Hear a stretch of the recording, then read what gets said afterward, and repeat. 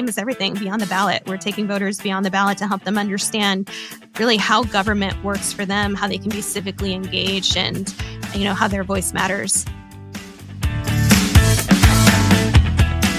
You're listening to Beyond the Ballot AZ. I'm Tom Collins, Executive Director of the Arizona Clean Elections Commission. And I'm Gina Roberts, Voter Education Director. 2025, despite being an off year, has been a busy year for elections in Arizona, and we covered it all here on Beyond the Ballot, with stories like the CD7 special election. Hello, and welcome to this special general election debate for Arizona's Congressional District 7. This September 23rd special election was called for by Governor Katie Hobbs after the recent death of Representative Raul Grijalva. Government shutdowns. The longest federal government shutdown in U.S. history is coming to an end. And redistricting taking major headlines. In most of the country for a very long time, legislators were really in charge, redistricting, drawing district lines for who gets elected to office where is like a statute like any other. But in places where there were ballot initiatives, where the people had the ability to change the rules of government, the people increasingly took that option. And Democrats took it, independents took it, Republicans took it. This is a very bipartisan thing where the people have the opportunity to tell politicians where the line should be rather than politicians picking their voters. It was our first year of having the podcast, and we kicked things off by talking to former Tucson Mayor Tom Folge about Congressman Raul Grijalva's legacy. So in 2025, Congressman Grijalva, he passed away, and that created a vacancy in Congress. And so we had to have a special election to fill his Congressional District 7 seat. In Raul's case, he championed causes that needed to be championed in his congressional district with an enormous amount of passion and dedication and a constant attention to the needs of his constituents. It is a legacy of public service that is very, very hard to follow. Congressman Grijalva's daughter, Adelita Grijalva, actually won that special election, filling the seat of her late father.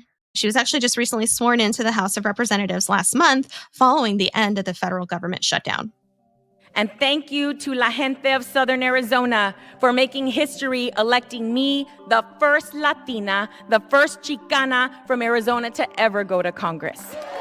That election demonstrated how in Arizona itself is a closely fought state, and then each seat in Congress itself, with the margins in Congress being so narrow, is itself important. So the timing of Congresswoman Grijalva swearing in became a national story, and elevated Congresswoman Grijalva to essentially a nationally known figure, overnight. I mean, that to me was remarkable, to take Mayor Folge's history of Congressman Grijalva and then to see that already, his district and his daughter have now this national profile.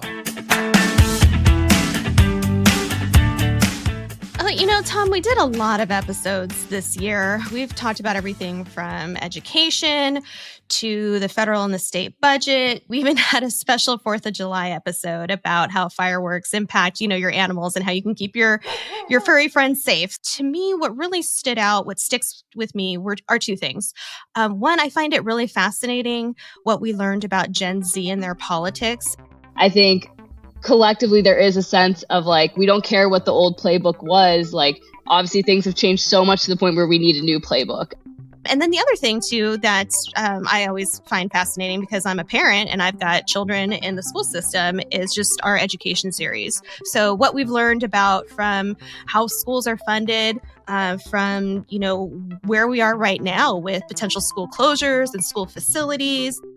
So we had two different episodes about that. We had one early on with Christine Thompson, and then we had one with Glenn Farley from the Common Sense Institute. And I thought those bookends to the education series were interesting because they had very different perspectives on how we make decisions around resource allocation, right? I mean, in terms of, and when I say resource allocations, it's a very bureaucratic way of talking, how we put money into education and how it reaches the classroom, right? So that was really interesting, right? Because Christine really was focused on the fact that, we have a gap between, where we ought to be in terms of education spending and where we are. It's almost like health insurance, right? When your mix of your population changes, the expense of supporting those students changes drastically.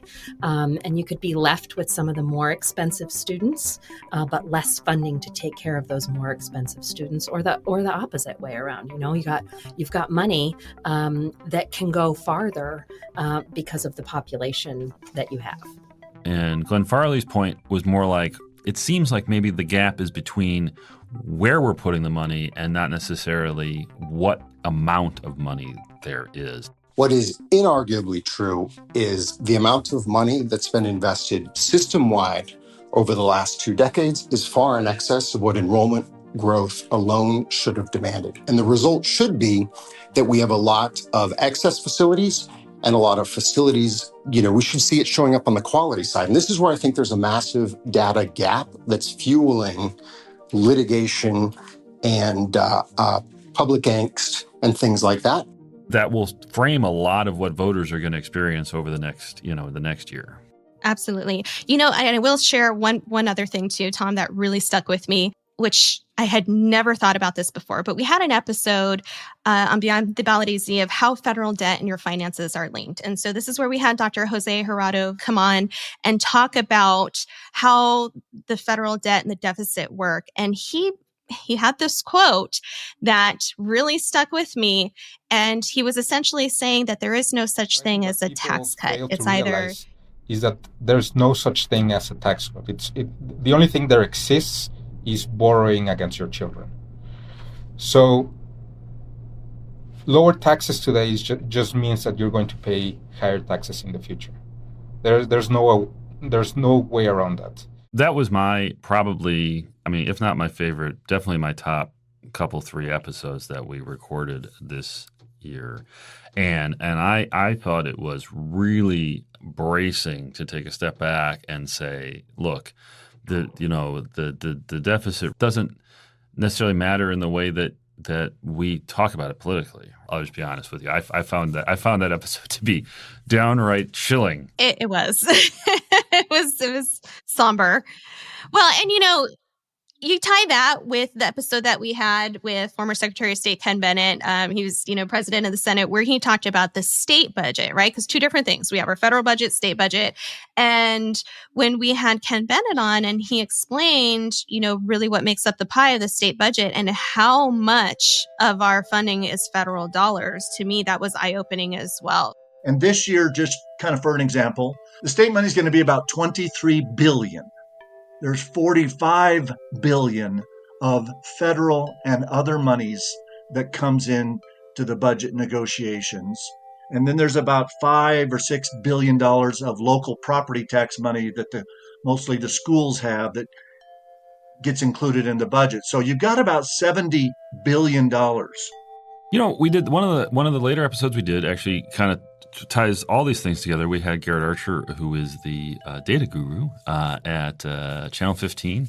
One of the things that he talked about was, how we have moved between different presidential outcomes over the last decade, the way that voters have been, changing. Because, 10 years ago, basically, maybe 12 years ago now, Arizona was about as red as a state could be. You had 2 Republican senators, you had a Republican governor, Republican attorney general, Republican secretary of state, and that all changed over the course of just a few election cycles. And at this point, we see that even though we have been sliding towards sort of this purple, bluish pattern over this 10-year period, it shows that there is still a sizable Republican vote in Arizona. That it shifts back 5 points in 2026. 5 points is a pretty sizable number to overcome. Right. It's going to be interesting to see what happens. But that's sort of the story of Arizona. And it's really interesting too, because what does this mean for voters on election night? We know everybody is so interested in knowing what are the vote counts looking like election night. And I know we're seeing, potential introduced legislation about changing some of the election rules that we have and deadlines for dropping off early ballots, things like that. Potential changes to be able to have faster results come out from Arizona. So who knows what we'll see from legislative action next year in regards to that. But I think, folks are always looking to Arizona on election night because they want to know, how did our electorate turn out? What did they decide? And, we always, as election officials, we always say, hey, everything is unofficial until we have the canvas. But everybody wants to go to bed on election night knowing who won, but that's just not always the case. We're going to continue to see ballots come in days after, and so things can change. And we know people want to have those results quicker, but I think when it comes down to voters, you have a lot of options here in Arizona on how you vote. But if you do want those quicker results, turn your ballot in sooner. And remember, you can always check on azcleanelections.gov to find out where your drop boxes are. What's up on your ballot, where your candidates are, all that good stuff. Well, that's it for Beyond the Ballot AZ this year. I'm Gina Roberts. And I'm Tom Collins. 2026 is shaping up to be a very busy year with midterm elections and major policy developments. You can expect us to be here weekly, breaking down the biggest stories and helping you make sense of it all. We'll see you in the new year.